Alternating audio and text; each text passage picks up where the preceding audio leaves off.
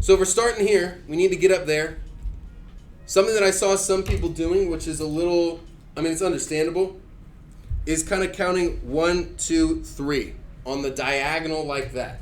Okay, and part of it's my fault because these graphs are really tight. Some of the points are really close together, but we definitely do not want to do that. We can't count on the diagonal.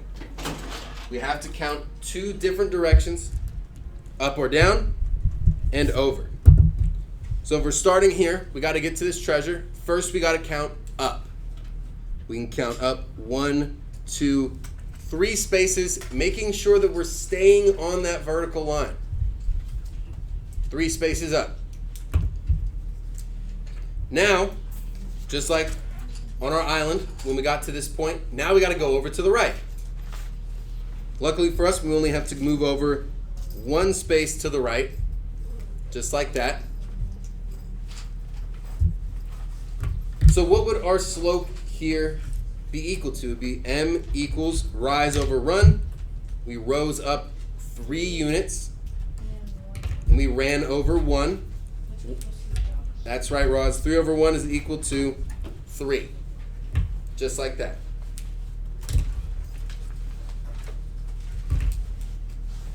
Yes, it would be easier if we could just count on this line here. But because it's diagonal, we cannot. We have to count up and over. All right? Now if we look at number 4 is very similar. We start on the left, we go to the right. Like I said on Friday, just like when you're reading a book, you always read your book from left to right. So we start here, and we're going to count up. How many spaces up? Well, 1, 2, 3. Now we're in line with that second point. Time to move over. We're going to move over 1, 2 spaces, just like that, giving us a slope here of what? M equals 3 over 2. That's right. M is equal to 3 over 2. Roz, what's up? Does it matter if we do it on either side? 'Cause I know. Good question. So Roz pointed out, well, you're always going over the graph, but what if I started on the right and went to the left? I would have 1, 2, 3, and I would go over 1, 2. Look at that. It's exactly the same. Now, technically, yes, you can do this. The only thing that might trip you up is if you're going down, right? Technically, that would be -3. But then if you're going to the left, that's also technically -2. Question? So if you don't go to like the left, but you go to the right, it'll always be negative instead of positive. That's right. Up and right are positive, down and left are negative. But if you had -3 over -2, those negatives cancel out and we just get 3 over 2. Right? Now, if that confuses you, let me let you know right now. If the whole directions have a sign, right? If you can't really remember up and right is positive, down and left is negative, if that's kind of hard to remember, just count the vertical and horizontal moves. And then when it comes time to determining, all right, is this slope positive or negative, do your little stick figure over here. Are we going to walk up this hill or down the hill? We're going up, right? From left to right, we're going up. So we know that we're going to have a positive slope. So no matter what direction you're doing your little bumps, whether it's down and left, up and right, if you know, okay, we're going uphill, that's a positive slope. I've got 3 vertical spaces, 2 horizontal spaces, positive 3 over 2 is my slope. It's a good point to bring up. I appreciate that. Does that make a little sense? Okay. If I confused you further, I apologize, but we'll get through it. We'll make some sense of it as we go on.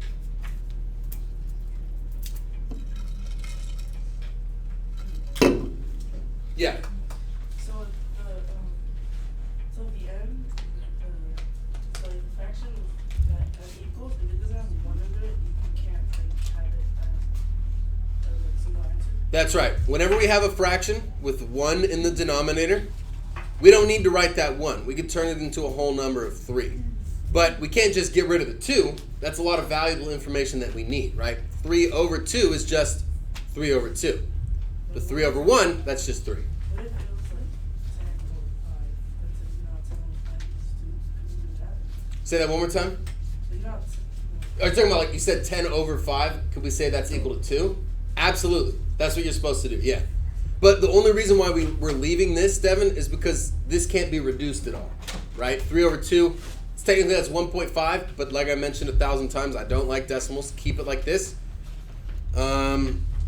Let's take a look at number 6 and see what we're talking about here, Devin, because this is a good point to bring up. So number 6, before we even start counting, is this going to have a positive slope or a negative slope? Just based on the shape of the line, Devin? Negative. Negative. How can you tell? Because going down into the. That's right. From left to right, here's our little guy. They're going downhill, so we know our slope's going to be negative. All right off the bat, m is equal to negative something. Now we're going to count. And if the bumps are confusing, I totally understand. I saw some of us kind of getting off track with the bumps. Just draw the triangle along those lines. Let's try it this way and see if that helps some of us. Everyone see the triangle I just drew? Give me a thumbs up if you see that triangle there we just drew. Beautiful. That's our slope triangle. Now, how many units long is this orange side of the triangle? All we'd have to do is count the boxes. 1, 2, 3, 4 boxes. Oh, I don't have paper. Oh, you don't have this paper? Okay. Here you go. And how many units long is the green line? 4 units as well. So we'll put 4 over 4. We know it's going to be negative, so we leave that negative out in front. And then, Devin, can we reduce 4 divided by 4? Yeah, what would that be equal to? 1.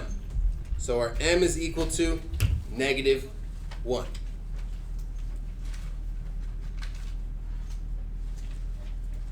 The bumps might be a little confusing for some of us, so if you prefer just doing the lines like this, you see a nice clear triangle, especially if you have some like colorful pens like this. It's really easy to see. Okay, there's 4 units there, 4 units there. Rise over run is 4 over 4. So when we can reduce the fraction, we absolutely should be reducing the fraction, right? But if we can't, like in number 4, we leave it just like that.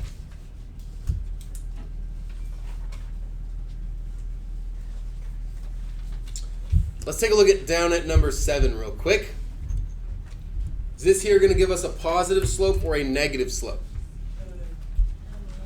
Negative, that's right. From left to right, we're going downhill. Here's our little stick figure. They're walking down that hill. It's going to be a negative slope. So I'm going to do my little slope triangle.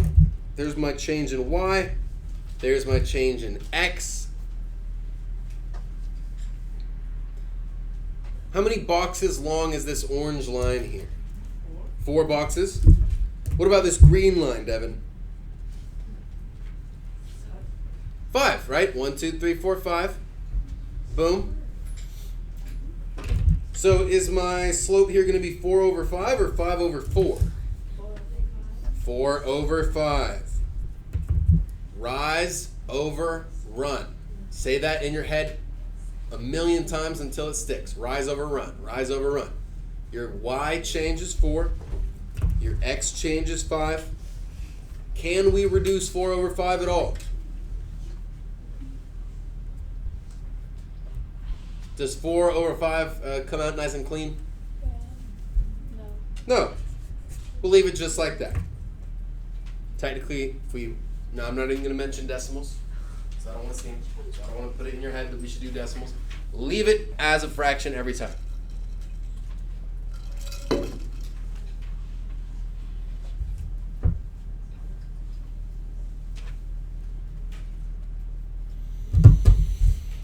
Finally, we'll talk about number 8. Number 8, the points are really close together, so this one can be a little bit tricky. There's my change in y. There's my change in x. Very tiny slope triangle, but a slope triangle nonetheless. What's our rise here? 3. And what's our tiny little run up there on the top? 1. So m is equal to rise over run, 3 over 1, which just equals 3. What did you say? Someone over there said something important? I thought it was what? Negative? How could you tell that this is supposed to be negative? Oh, you did it the other way with the going down and the bumps? Perfect. This should be a negative slope. Good morning. Thank you. This should be a negative slope. I wanted to see if anyone would catch that. I appreciate you getting it. Right? This line is going downhill. Question? Does it really matter which way you do it, left or right? No. I mean, the way I did it here is the opposite of the way that I said to do it last week. I'm showing you different ways to do it so you could find one that works for you. So if the way that we did it on Friday and the notes make sense, you went home and did it all just like that and you're good on it, don't even worry about changing it up. But for those of us that are getting a little confused with the bumps and the, wait, if I go down, is it negative or positive? If that's a little too much, just look at the slope itself. Downhill slope, negative value for m every single time.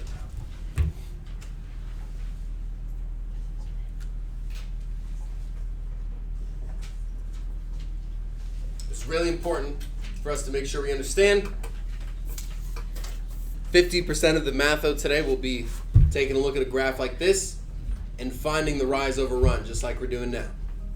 So let's go on back up to number 2. We skipped out on it, but I don't want to leave it hanging. I'm going to do the way we did Friday. I'm going to start on my left. I want to get up to this point, so I'm going to have to count up 2 spaces. And then I'm going to have to turn and count over how many spaces there. Just 1. My rise is 2. My run is 1. 2 over 1 gives us 2. Positive 2 or negative 2? Positive 2. We went up and to the right. Positive. But also, our line is going uphill from left to right. So our slope's going to be positive 2. Give me a thumbs up if that all sounds decent to you. Good. A couple people. If you need more time finishing this up, I know we did most of them together. We just didn't do 5. We do 5. You can do 5 on your own. Based on what we just talked about, if you still have 1 and or... We did 1 together, but if you still have 5 to do, use what we just learned from that to get 5 done on your own, just so you know you can feel confident in the fact that you can do it yourself. You know what I mean? We'll move over to the back. We don't have time to do a whole lot of these. I feel like we're a little bit more confident with this. So is there any of these that gave you trouble you'd like to go over? Yeah, Ida. 16, okay. Hope. Go for it. Yeah, Devin? 11. Any other tables give you trouble? Just those 2? 13. All right, perfect. Let's start with 11. From -5 to -3, that's a change in what? How would we get from -5 to -3? Is that going to be a plus something or a minus something? It's definitely going to be plus, right? We're making our negative numbers smaller and smaller. But how much? What's how many spaces are there between 5 and 3? 2. So plus 2. We got plus 2 over there. That's going to be my denominator. And how do we get from -12 over to -4? From -12 to 4, it's going to be 8 spaces. And then because, again, we're getting more and more positive as we go, right? Our third number over there is positive 4. We know that we're adding 8 each time. So my numerator is going to be plus 8. If we have positive 8 over 2, that would simplify to 4. That's right. Positive 4 just like that. Not 1 over 4. Double check and make sure you don't have 1 over 4 there for number 11. Yeah, Brooke. I did it like -8 because I thought since it was 2 negative numbers, but I still got the same answer. Okay, yeah. I mean, yeah, if you did a -2 and a -8, is that what you're saying? Yeah. Yes, okay. So that's good. A negative over a negative. I'm glad that you recognize that would give us a positive. I do want you to be careful though, because if you did -8 here, but then you did +2 there and got a slope of -4, that would be incorrect, unfortunately, but everything worked out for you there on that one, number 11. Do you see why it's plus and plus though? Like, let's take a look back up at the number line, right? If we're ever getting confused with this stuff, we just look at the number line. Here's a -5. If we want to get to -3, we've got to go to the right. Whenever we go to the right, we're adding 1, 2. Yeah. Just like that. Same thing from -12 up to -4, plus 1, 2, 3, 4, 5, 6, 7, 8. Should have done one of those worksheets at the beginning, but it's all right. There's number 11. M is equal to 4. Questions I can answer about that? The trickiest part to remember here is that we're flipping, right? This is why I do this work in 2 separate colors. So you can see, oh, even though our orange changes are on the bottom, they end up being on the top of our fraction. Vince, you got a question for me? Oh, okay. Down to 13. How do we get from 40 to 35? We're getting smaller, right? So we're going to be adding or subtracting? Subtracting how many? 5. -5 minus 5. How do we get from 10 to 15 though? Plus 5. Good, we're getting larger. That'll be plus 5. So we got plus 5 over minus 5. Anything over itself is equal to 1. But what's a positive over a negative going to give us? A -1.